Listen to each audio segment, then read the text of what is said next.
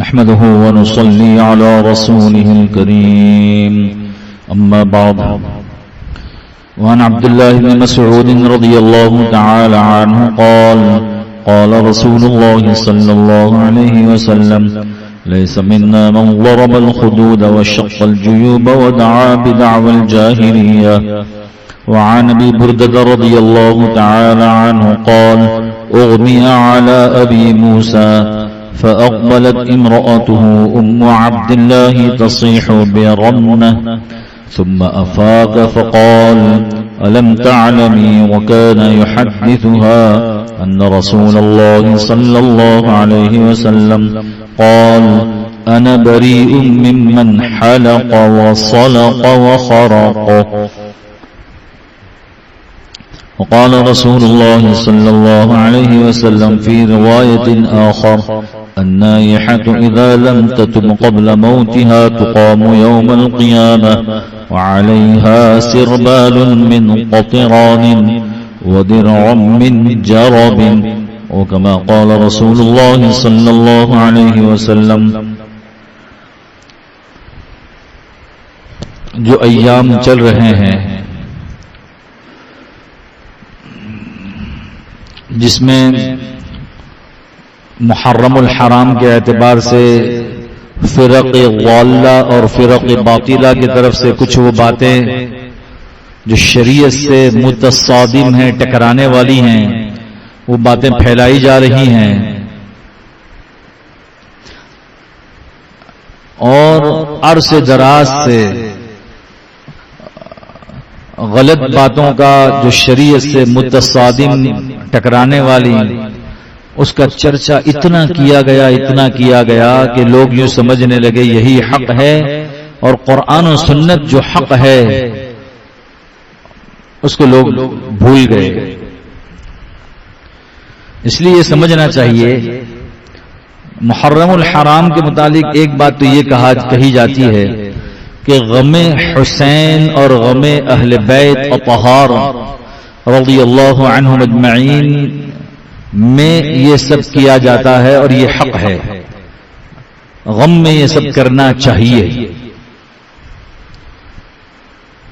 اب اس میں ماتم ہو تو غم حسین میں ہے رضی اللہ تعالی عنہ، اگر تعزیہ داری ہے تو غم حسین میں ہے رضی اللہ تعالی عنہ، غم اہل بیت میں ہے. تو یہ سمجھنا چاہیے کہ غم میں کیا ماتم کی یا مرثیہ پڑھنے کی یا تعزیے کی گنجائش ہے؟ میں نے جو حدیثیں ابھی پڑھی، رسول اللہ صلی اللہ علیہ وسلم کا ارشاد ہے، حضرت عبداللہ بن مسعود رضی اللہ تعالیٰ عنہ اس کے راوی ہیں، بخاری اور مسلم میں یہ روایت موجود ہے، لیس منا من ضرب الخدود وشق الجیوب ودعا بدعوى الجاہلیہ، جس کا ترجمہ یہ ہے، پیارے آقا صلی اللہ علیہ وسلم کا ارشاد ہے وہ شخص ہم میں سے نہیں ہے.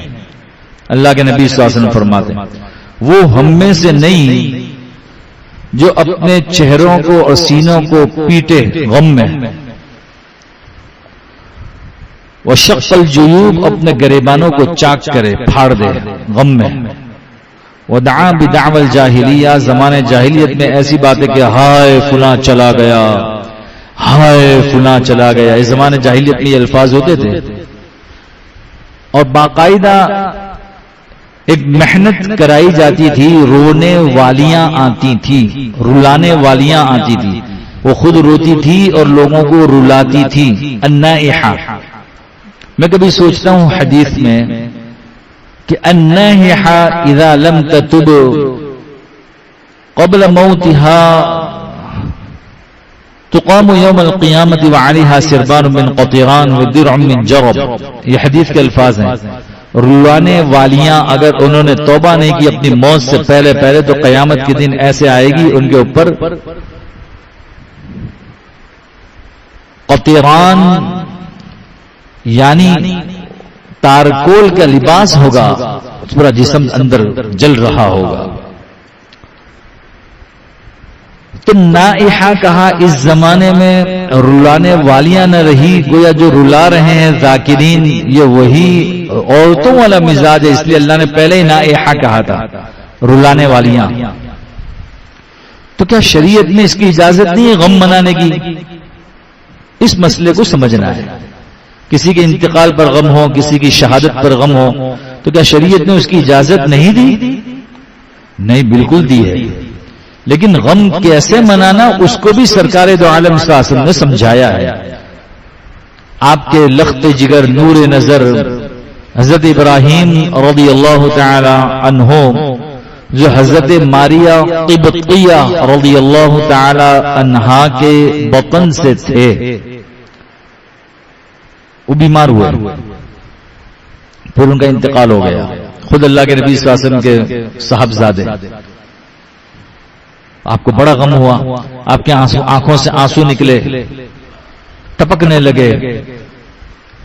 ایک صحابی نے کہا اللہ کے نبی صلی اللہ علیہ وسلم آپ کو بھی آنکھوں میں سے آنسو جاری ہوتے؟ تو آپ نے فرمایا آنکھیں آنسو بہاتی ہے اور دل مغموم ہوتا ہے، غم زدہ ہوتا ہے، لیکن ہم زبان سے وہی بات کہتے ہیں جس پر اللہ راضی ہوتے ہیں۔ معلوم ہوا آنکھوں سے آنسو کا نکلنا کسی کے غم میں یہ تو عین سنت ہے، اس میں کوئی حرج نہیں ہے۔ انسان ہے، دل تو غمگین ہوگا۔ اللہ کے نبی صلی اللہ علیہ وسلم کے نواسے حضرت عثمان غنی رضی اللہ تعالیٰ عنہ کے صاحبزادے، حضرت رقیہ کے صاحبزادے، وہ بیمار ہوئے۔ حدیث میں آتا ہے کہ جب وہ بیمار ہوئے تو اللہ کے نبی صلی اللہ علیہ وسلم نے کہلا بھیجا، اللہ کے نبی صلی اللہ علیہ وسلم کو کہلا بھیجا حضرت رقیہ رضی اللہ تعالی عنہا نے کہ میرا بچہ یا بچی شدید بیمار ہے اور آپ ضرور تشریف لائیں۔ آپ دینی امور اور مشاغل میں مشاورت میں مشغول تھے، مشورہ چل رہا تھا، تو آپ نے فرمایا کہو میں آ رہا ہوں۔ کچھ دیر گزر گئی، پھر دوبارہ انہوں نے کہلوایا کہ میں قسم دیتی ہوں ابا جان کو کہ ضرور تشریف لائیں، بچے کی طبیعت بہت خراب ہو رہی ہے۔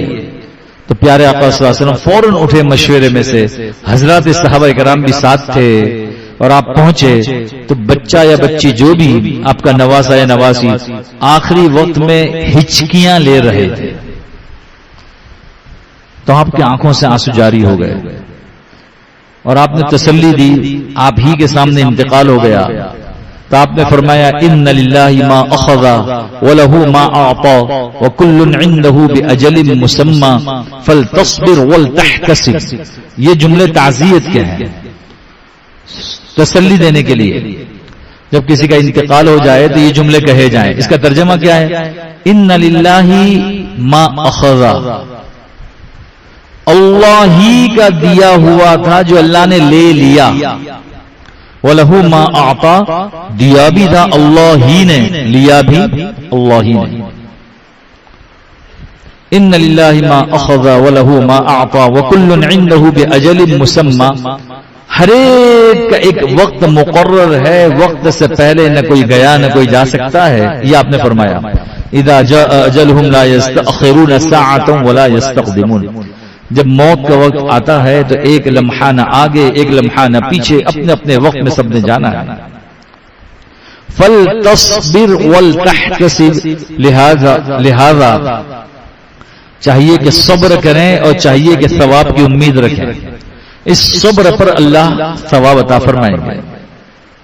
صبر کریں، آپ کی آنکھوں سے آنسو بھی جاری ہو رہے ہیں، آپ کا دل پسیج بھی رہا ہے، لیکن آپ توحید بیان کر رہے ہیں کہ اللہ کا دیا تھا، اللہ نے لیا، ہم اس پر راضی ہیں۔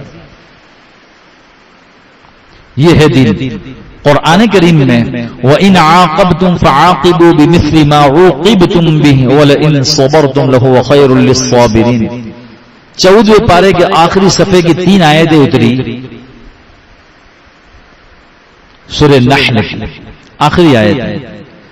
یہ آیتیں کب اتری، اس کا شان نزول، شان ورود، پس منظر کیا ہے وہ ہمیں سمجھنا چاہیے۔ حضرت حمزہ رضی اللہ تعالی عنہ شہید ہوئے غزوہ احد میں. جب حضرت حمزہ رضی اللہ تعالی شہید ہوئے، آپ کے پیارے چچا بھی ہیں، اور حضرت حمزہ رضی اللہ تعالیٰ عنہ اور سرکار دو عالم صلی اللہ علیہ وسلم نے ایک ساتھ دودھ پیا ہے. گویا آپ کے دودھ شریک بھائی بھی ہوئے، رضائی بھائی بھی ہوئے اور چچا بھی ہیں. 2 سال کا فرق تھا. تو اللہ کے نبی صلی اللہ علیہ وسلم نے جب دیکھا حضرت حمزہ رضی اللہ تعالیٰ عنہ کی لاش مبارک کو شہادت کے بعد، تو حضرت حمزہ رضی اللہ تعالیٰ عنہ بڑے بہادر تھے، کافروں کو بڑا غیظ تھا، غصہ تھا. تو حضرت حمزہ رضی اللہ تعالیٰ عنہ کو شہید کرنے کے بعد مسلا کیا گیا. مسلا میم سا لام اور چھوٹی ہا، مسلا کہتے ہیں کہ لاش کو بگاڑنا، چہرے کو بگاڑنا. شہادت کے بعد کان کاٹ دیے حضرت حمزہ کے، ناک کاٹ دی، جسم کے اور حصے بھی کاٹ دیے، اور پیٹ کو چاک کیا گیا، کلیجہ نکالا گیا اور اس کو چبایا گیا کلیجے کو. پیارے آقا صلی اللہ علیہ وسلم پر بہت زیادہ غم طاری ہوا. آپ نے جلال میں یوں فرمایا، اللہ کے نبی صلی اللہ علیہ وسلم نے، کہ میں حمزہ کے بدلے میں 70 کافروں کو ماروں گا اور ہر ایک کو مسلا کروں گا. یہ ان آیت کی تفسیر میں لکھا ہے، میں مسلا بھی کروں گا. اتنا آپ کو غم طاری ہوا تھا، آپ اندازہ لگائیں. تو قرآن اترا کہ وَإِنْ عَاقَبْتُمْ فَعَاقِبُوا بِمِثْلِ مَا عُوقِبْتُمْ بِهِ. جتنا انہوں نے کیا ہے اتنا ہی آپ بھی کر سکتے ہو، اس سے زیادہ نہیں. انہوں نے آپ کے چچا کو مارا ہے نا، آپ بھی مار دو کسی کو، آپ کو مارنے پر غازی کا ثواب ملے گا. ہمارے میں کوئی اگر مرا ہے تو شہید ہے، آخرت اس کی بن گئی. لیکن وَلَئِن صَبَرْتُمْ لَهُوَ خَيْرٌ لِلصَّابِرِينَ. لیکن اگر آپ نے صبر کر لیا تو یہ بہترین ہے صبر کرنے والا. تو آپ نے کہا میں صبر کو ترجیح دیتا ہوں. آپ نے اپنے اندر سے غم کو ہلکا کر لیا. لیکن یہ واقعات بے شمار واقعات ہیں. ہر روز صحابہ کرام کی شہادت اگر غور کیا جائے، بے شمار صحابہ کرام شہید ہوئے ہیں، داستان بھری ہوئی ہے. جیسا جمعہ میں بھی میں نے کچھ شہادتوں کو عرض کیا تھا. میں یہ عرض کر رہا ہوں، شہادت تو اتنی بڑی نعمت ہے کہ جس کو مانگا گیا اور جس کی تمنا خود رسول اللہ صلی اللہ علیہ وسلم نے ظاہر فرمایا اوددت ان اقتل فی سبیل اللہ ثم احیا ثم اقتل ثم احیا ثم اقتل ثم احیا ثم اقتل. میری چاہت تو یہ ہے کہ دین کی نسبت پر مجھے اللہ کے راستے میں شہید کیا جائے، پھر زندہ کیا جائے، پھر میں شہادت مانگتا ہوں، پھر مجھے شہید کیا جائے، پھر زندہ کیا جائے، پھر میں دین کی محنت کروں، پھر شہید کیا جائے. تو بار بار آپ نے تمنا ظاہر فرمائی. کتنی بڑی نعمت ہے شہادت. حضرت حمزہ شہید ہوئے، آپ نے کبھی بھی ماتم نہیں کیا. آپ کے سامنے بے شمار صحابہ کرام شہید ہوئے. غزوہ احد میں 70 حضرات صحابہ کرام شہید ہوئے ہیں. آپ نے کہیں ماتم نہیں. پہلے شہید ہوئے، ماتم نہیں. حضرت سمیہ رضی اللہ تعالی عنہا المناک شہادت. 2 طرف روایت میں آتا ہے 2 طرف پاؤں کو باندھ کر کے اونٹوں کو دوڑایا گیا، بیچ کے حصے میں برچھا مارا گیا، چڑ گیا، پورا جسم چڑ گیا. ہم کبھی سوچے تو صحیح،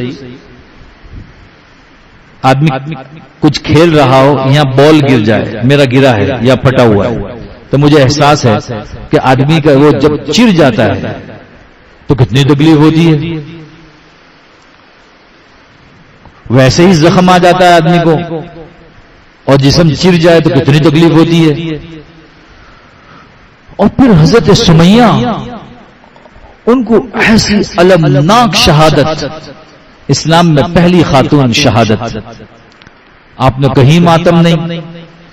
ماتم غم منانے کا یہ طریقہ ہے ہی نہیں جو فرق غالہ اور فرق باطلہ نے عشق اہل بیت کے نام پر شروع کر. آپ کو ایک عجیب بات بتلاؤں میں. مطالعے کے دوران کچھ باتیں ملی ہیں، میں آپ کو وہ مختصر انداز میں عرض کر دوں. یہ جو کربلا کا واقعہ رونما ہوا ہے، 72 اہل بیت اطہار کی شہادت، ہم سب کے بھی دل غمگین ہے کہ پیارے آقا صلی اللہ علیہ وسلم کے خاندان کا اتنا بڑا عملہ شہید کیا گیا. عورتیں بھی ہیں، بچے بھی ہیں. غمگین ہمارا بھی دل ہوتا ہے، اور روزانہ ہوتا ہے، صرف مخصوص دن نہیں کہ سال میں محرم آئے تب، ایسا نہیں. تو ان کو جو شہید کرنے والے ہیں، ان اہل تشیع کا نعرہ یہ ہے کہ یہ یزیدی تھے. اس میں 3 کمانڈر خاص طور پر تھے جنہوں نے حضرت حسین رضی اللہ تعالیٰ عنہ کا راستہ روکا. لیکن جب ہم مطالعہ کرتے ہیں، یہ تینوں کمانڈر حضرت علی رضی اللہ تعالیٰ عنہ کے خاص کمانڈر ان چیف تھے. کب تھے؟ جنگ صفین میں. جنگ صفین میں جب حضرت علی رضی اللہ تعالیٰ عنہ اور حضرت معاویہ رضی اللہ تعالیٰ عنہ کے درمیان میں کچھ معاملات تھے، آپس میں صلح ہو گئے، حضرت حسن نے کر دی. تو حضرت علی رضی اللہ تعالیٰ عنہ کی طرف سے یہ جو 3 مین اصل کمانڈر تھے، جن کو یہ یزیدی کہتے ہیں، جنہوں نے اہل بیت اطہار کو شہید کیا، یہی تینوں حضرت علی کے ساتھ زندگی بھر ساتھ رہے. اس میں ایک ابن ملجم بھی تھا جو بعد میں حضرت علی کو خود اس نے شہید کیا ہے. شمر بھی تھا جو حضرت حسین رضی اللہ تعالیٰ کو شہید کیا، اور ایک اور تھا. تو اب انہیں یہ اگر تاریخ بتلاتے ہیں تو یہ ماننے کو تیار نہیں ہے. یہ تو کسی بھی چیز کو ماننے کو تیار نہیں ہے. ان کے پاس جو حوالے ہے اس کا نہ ہاتھ ہے نہ پیر ہے، کوئی دلیل کے سے بات ہی نہیں کرتے. یہ تو کوئی دلیل نہیں. یہ جو کہیں وہ حق، ہم قرآن و سنت کی اب ان کے سامنے یہ حدیث رکھتے ہیں کہ غم میں، اس کو باقاعدہ باب البکاء علی المیت ایک باب محدثین نے قائم کیا ہے، امام بخاری نے بھی، کہ میت پر رونا جائز ہے کہ نہیں، چاہے وہ شہید ہوا ہو چاہے انتقال ہوا ہو. اس میں یہ روایت لائے لیس منا من ضرب الخدود وشق الجیوب ودعا بدعوى الجاہلیہ. معلوم یہ ہوا کہ اس میں روایت لائے میت پر رونے کے متعلق ہے کہ میت پر اس انداز سے چیخ و پکار کر کے رونا، اور وہ رونا جو غم میں آنسو نکلے وہ عین سنت میں نے بھی عرض کر دیا ہے. لیکن اس انداز سے رونا کہ سینہ کو بھی ہو اور چہرے کو پیٹا جائے اور گریبان کو چاک کیا جائے اور کپڑے پھاڑے جائیں. اور ہوشیار اتنے ہیں، جمعہ بھی میں نے اشارہ دیا تھا، ہوشیار اتنے لوگوں کو کہتے ہیں ماتم کرو اور خنجر سے کرو اور تلواروں سے کرو، اور خود مرثیہ پڑھنے والے 3 انگلی سے کر رہے ہوتے، بس 3 انگلی سے، تاکہ زیادہ وہ 3 انگلی کا بھی نشان نہ پڑے. اور دوسروں کو کہتے ہیں قمیض بھی اتارو اور بنیان بھی اتارو اور زور زور سے مارو، جتنا خون نکلے گا اتنے جہنم کی آگ حرام. تو یہ کون سا دین ہے جو خود عمل نہیں کرتے دوسروں کو کرواتے ہو؟ تو نبی کریم صلی اللہ علیہ وسلم کے عمل سے بھی ثابت ہے کہ آپ نے نہ ایسے آوازیں نکالی ہے، بلکہ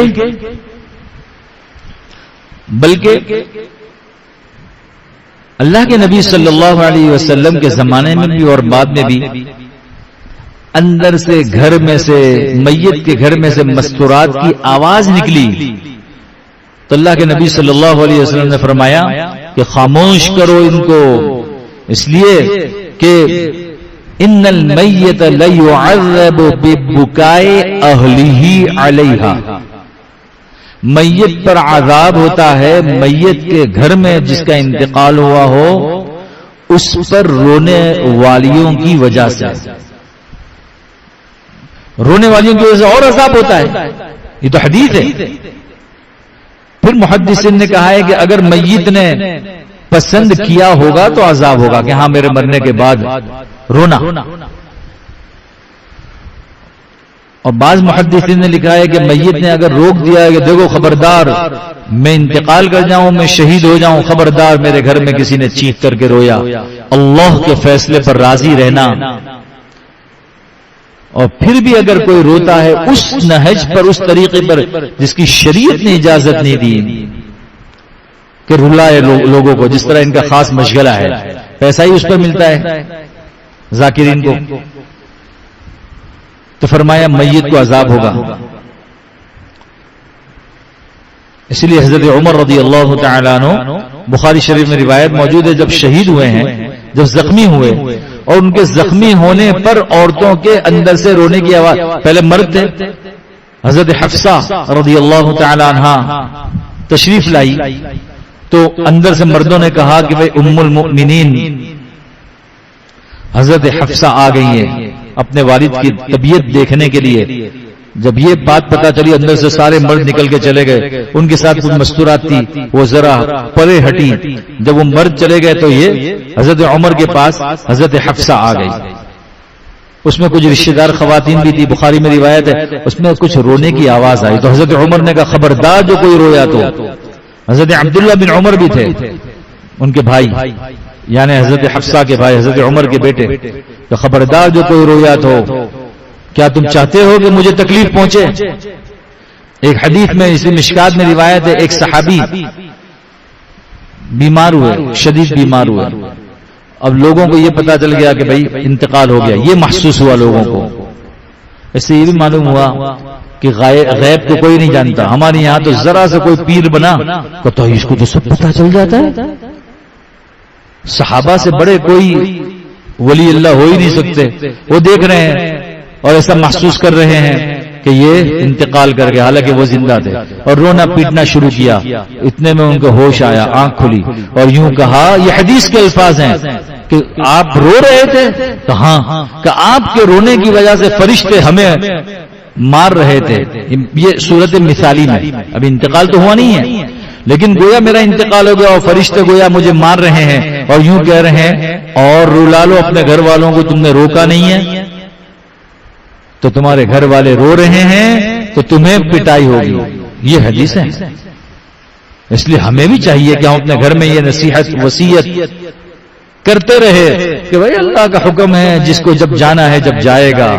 ہمارے انتقال کے بعد جو طریقہ شریعت نے غم منانے کا کہا ہے اس طریقے پر کہ دل مغموم ہو، وہ تو ہے، دل ہے، پتھر تو نہیں ہے.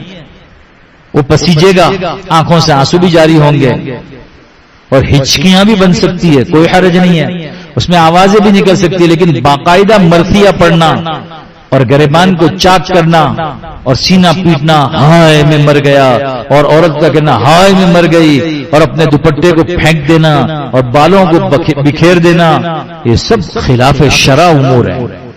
اس سے روکا گیا. ہاں انتقال ہوا ہے، حیا نہیں گئی، حیا باقی ہے. میں جمعہ میں بھی حضرت خبیب بن عدی کا واقعہ، کیسی شہادت تھی. حضرت حبیب بن زید، کیسی شہادت. لیکن کہیں بھی کسی کے متعلق بھی یہ ثابت نہیں. حضرت عثمان غنی رضی اللہ تعالیٰ عنہ کی کیسی مظلومانہ شہادت. حضرت علی رضی اللہ تعالیٰ کی فجر کی نماز میں سب سے جلدی آتے تھے حضرت علی رضی اللہ تعالیٰ عنہ، اور ایک بعض روایت سے ملتا ہے، تاریخی روایت سے اذان بھی خود دیتے تھے، اور پھر نمازی آئیں تو اس کی ترتیب بھی بناتے تھے. اسی موقع پر حضرت علی کو اسی موقع پر تلوار ماری گئی، اسی اندھیرے میں اتنے زور سے ابن ملجم نے تلوار ماری. عبد الرحمن بن ملجم اس کا نام تھا، کہ یہ تلوار یہاں سے گھستی چلی گئی اور یہاں سے کنپٹی تک تلوار پہنچ گئی. یہ پوری کھوپڑی حضرت علی کی کھل گئی، ایسے شہید ہو گئے. تو اوروں کو چھوڑ دو، حسینی ہونے کا دعویٰ کرتے ہیں. حضرت علی کی شہادت پر، حضرت حسن کی شہادت پر، حضرت حسین کی شہادت پر اور اہل بیت اطہار کی شہادت پر رضوان اللہ علیہم اجمعین کہیں کوئی ثابت تو کر دے اور پھر اس پر تعزیہ نکالا جاتا ہے. ایک صحابی حضرت زید بن دثنہ رضی اللہ تعالی عنہ جب شہید ہوتے ہیں، بخاری شریف میں بہت تفصیل سے واقعہ ہے، شہادت سے پہلے چونکہ دشمن نے یہ قسم کھائی تھی، جس طرح حضرت حمزہ کے متعلق وحشی بن حرب بعد میں ایمان لیا رضی اللہ تعالیٰ عنہ، انہوں نے شہید کیا تھا، اور حضرت حمزہ وہی بعد میں ایمان لیا، انہوں نے قسم کھائی تھی میں کچا کلیجہ چباؤں گی، تو کچا کلیجہ چبایا تھا حضرت حمزہ کا۔ اب ہم دیکھیں تو صحیح، داستان تو دیکھیں شہادت کی۔ تو زید بن دثنہ رضی اللہ تعالیٰ عنہ جب شہید ہو رہے تھے تو دشمن نے کہا تھا کہ اس کو مارو، ہم پیسہ دیں گے، اس لیے کہ اس نے جہاد کی نسبت پر ہمارے والد کو مارا ہے، ہم بدلہ لیں گے۔ اور شہید کرنے کے بعد یعنی ان کو مارنے کے بعد ان کی کھوپڑی کے اندر ہم شراب پئیں گے، یہ قسم کھائی ان کے سامنے ہی۔ تو صحابی بھی تو، صحابی سے بڑا اللہ والے کون ہے؟ انہوں نے کہا کہ اے اللہ تو میری لاش کی حفاظت کر۔ حدیث میں آتا ہے لو اقسم علی اللہ لابر، بہت سے پراگندہ بالوں والے ہوتے ہیں، بکھرے حالات والے ہوتے ہیں، لوگوں کو پتہ نہیں، لیکن ان کا تعلق راتوں کو اللہ سے اتنا گہرا ہوتا ہے، وہ جو کہہ دیتے ہیں اللہ مان جاتے ہیں، اللہ ان کی قسم کو پوری کرتے ہیں۔ اب جب وہ شہید ہوئے، بخاری شریف میں روایت ہے کہ دشمن قریب آنے لگے کہ ان کی گردن کاٹیں اور اس میں شراب پئیں۔ اللہ نے شہد کی مکھیوں کو بھیج دیا، حدیث میں آتا ہے شہد کی مکھیوں نے گھیر لیا ان کی لاش کو۔ اب جیسے کوئی قریب آتا شہد کی مکھی بھاگتی اور اس کو کاٹتی، وہ دور بھاگتے، اور ایک نہیں پوری مکھیاں بھاگتی۔ اللہ نے ممکن ہے لاکھوں کی تعداد میں اللہ جو چاہے کرے، اب مکھیاں ان کے اوپر حملہ آور ہوتی، وہ بھاگتے کافر۔ انہوں نے بیٹھ گئے سائڈ پر، کنارے پر بیٹھ گئے، چلو رات ہوگی، چونکہ وہ سب جانتے تھے کہ رات کو شہد کی مکھیاں اڑ جاتی ہیں، اس وقت سر کاٹ لیں گے اور اپنی جو قسم ہے اس کو پورا کریں گے، اس پر شراب پئیں گے۔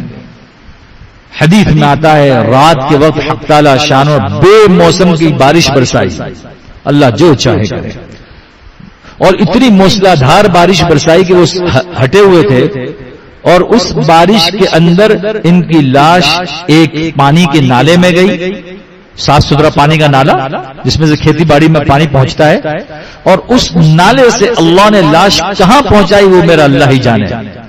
دشمن نے کہا بارش شروع کی، چلو دیکھیں لاش بہہ چکی تھی، اللہ نے ایسی حفاظت فرمائی۔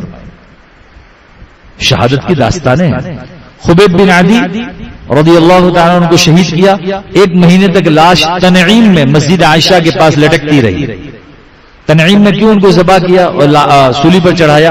حدود حرم کا اکرام وہ بھی کرتے تھے، اب وہاں لٹکائی۔ پیارے آقا صلی اللہ علیہ وسلم نے مدینہ منورہ سے صحابہ اکرام کو کہا 2 صحابی کو جاؤ لے کر آؤ۔ روایت میں آتا ہے 1 صحابی کو کہا، بعض روایت میں 2 صحابی کو۔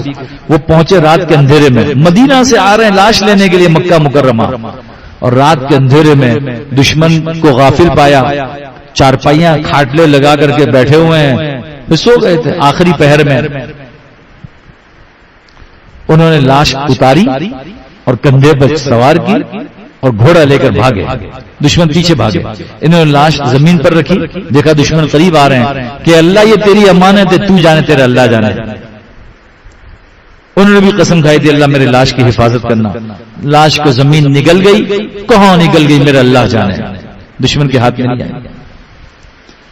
حضرت ابو بکر صدیق رضی اللہ تعالی عنہ، ان کے ایک غلام تھے ابو فاقیہ، وہ زید بن دثنہ رضی اللہ عنہ، اور ایک دوسرا واقعہ ہے اس میں وہ شہید ہوئے۔ اس نے دعا کی اللہ دشمن سے حفاظت کرنا۔ صحابہ اکرام کہتے ہیں ہم نے اپنی آنکھوں سے دیکھا، وہ صحابہ کی صداقت قرآن نے بیان کی ہے۔ صحابہ اکرام کہتے ہیں ہم نے اپنی آنکھوں سے دیکھا، حضرت ابو بکر کے غلام ہیں، اور کیا تعلق ہوگا اللہ سے، ان کی لاش ایسے فرشتے آسمان پر لے جا رہے ہیں، فرشتے نظر نہیں آ رہے لیکن لاش اٹھتے ہوئے دیکھ رہی ہے، آسمان پر جا رہی ہے، اللہ نے کہاں پہنچایا میرا اللہ جانے۔ یہ بہت سارے واقعات ہیں لیکن کہیں بھی ماتم ثابت نہیں۔ تعزیہ یہ بنائے تعزیت سے، دلاسا دینا، اور وہ تعزیت کے نام پر کہ دلاسا دیں گے تعزیہ بنا کر اور یہ میناریں بنائیں گے، کیسے شہید کیا، تابوت بنائیں گے، اور دلدل بھی اسی میں ہے، علم بھی اسی میں. شیعت کی کتابوں میں 9 چیزیں لکھی ہیں، 9 چیزیں. بہرحال میں اس کی تفسیر میں نہیں جاتا. میں اصل میں تعزیہ کا عرض کر رہا تھا کہ تعزیت بنا ہے، تعزیہ بنا ہے تعزیت سے. جب ہم کہتے ہیں نا کسی کا انتقال ہو تعزیت کریں گے، اس کو تسلی دیں گے، دلاسا دیں گے. حدیث شریف میں آتا ہے جو کسی کو تعزیت کرے تو اس کو بہت بڑا اجر ہے. بہت سارے اس کے فضائل ہیں، جنت کا جوڑا پہنایا جائے گا. اب وہ تعزیہ اس کے لیے بنایا. اب وہ تعزیہ کے پاس ناچتے ہیں لوگ اور اس کے پاس منتیں چڑھاتے ہیں کہ یہ خدا ہے. اس لیے یہ ساری چیزیں شریعت کو سے ٹکرانے والی ہے، اس لیے اس کو سمجھنا چاہیے اور اپنے نسلوں کو ہمیں صحیح پیغام دینا چاہیے. اللہ تعالیٰ مجھے بھی اور آپ کو بھی ان باتوں پر عمل کرنے کی توفیق عطا فرمائے. بسم اللہ الرحمن الرحیم. اللهم صل علی سیدنا محمد وعلى آل سیدنا محمد كما صليت على ابراہیم وعلى آل ابراہیم انك حميد مجيد. اللهم انا نسألك العفو والعافية في الدنيا والآخرة والمعافاة الدائمة. اللهم انا نسألك تمام العافية ونسألك دوام العافية ونسألك الشكر على العافية. سبحان ربك رب العزة عما يصفون وسلام على المرسلين والحمد لله رب العالمين برحمتك يا رب.